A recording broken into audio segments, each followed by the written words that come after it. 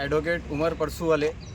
आज आम्ही कोल्हापूरमध्ये झालेल्या घटनेच्या निषेधार्थ 3 मागण्या प्रशासनाकडे केलेली आहे। आमची प्रमुख मागणी अशी आहे की कोल्हापूर येथे जे समाजकंटकांनी बेकायदेशीर आतंकवादी हल्ल्यासारखं मस्जिदीमध्ये जाऊन जे बेजमाव जमा करून जे कुराणचा व मस्जिदीचा नुकसान केलेलं आहे, त्यांच्यावर नवीन BNS प्रमाणे जे हे गुन्हे दाखल व्हावा व मॉब लिंचिंग सारख्या गुन्ह्यामध्ये त्यांना जामीन होऊ नये असे सेक्शन लावण्यात यावा। तसेच दुसरी मागणी आमची अशी आहे की ही सर्व घटना जे एका माजी खासदारांच्या अध्यक्षतेखाली झालेली आहे, त्या माजी खासदारांनी बेकायदेशीर जमाव तिथं जमा केलेला आहे व या जमावास जे हे अशी घटना करण्यास उत्सुकता दिलेली आहे।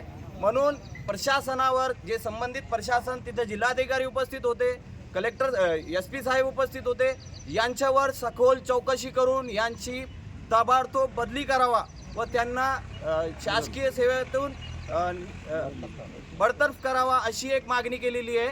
तसेच सर्वात महत्त्वाची व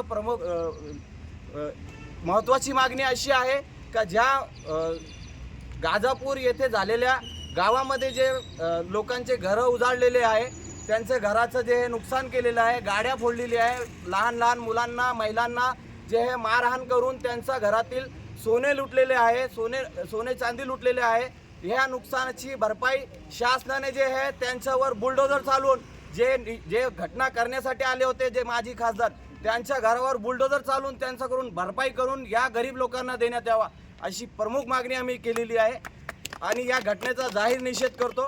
जय हिंद, जय महाराष्ट्र।